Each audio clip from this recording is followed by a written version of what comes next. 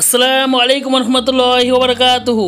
আজকে আমরা শুনবো কুরাইশদের মর্যাদার প্রশংসা সম্পর্কিত হাদিস। হযরত জুহরি কর্তৃক বর্ণিত, তিনি বলেন, মুহাম্মদ ইবনে জুবাইর ইবনে মুতঈম রাদিয়াল্লাহু তাআলা আনহু হাদিস বর্ণনা করেছেন। তিনি মুআবিয়া রাদিয়াল্লাহু তাআলা আনহুর কাছে এই কথায় পৌঁছিয়েছেন। মুহাম্মদ ইবনে জুবাইর কুরাইশদের একটি প্রতিনিধি দলের সাথে মুআবিয়ার দরবারে উপস্থিত ছিলেন। এমন সময় আব্দুল্লাহ ইবনে আমর ইবনে আস রাদিয়াল্লাহু তাআলা আনহু হাদিস বর্ণনা করেন, অচিরেই বুহতান গোত্র থেকে একজন বাদশা হবেন।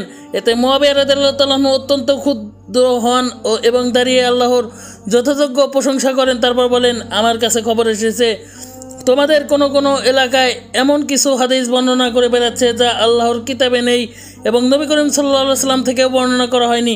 সুতরাং তোমরা সাবধান থাকবে এবং ওই সমস্ত অলীক ধারণা থেকে বিরত থাকবে যা তার পোষণকারীকে বিপদে পরিচালিত না করে, অর্থাৎ কোনো বিভ্রান্তিমূলক প্ররোচনায় প্রলুব্ধ হয়ে বিপদগামী হইও না।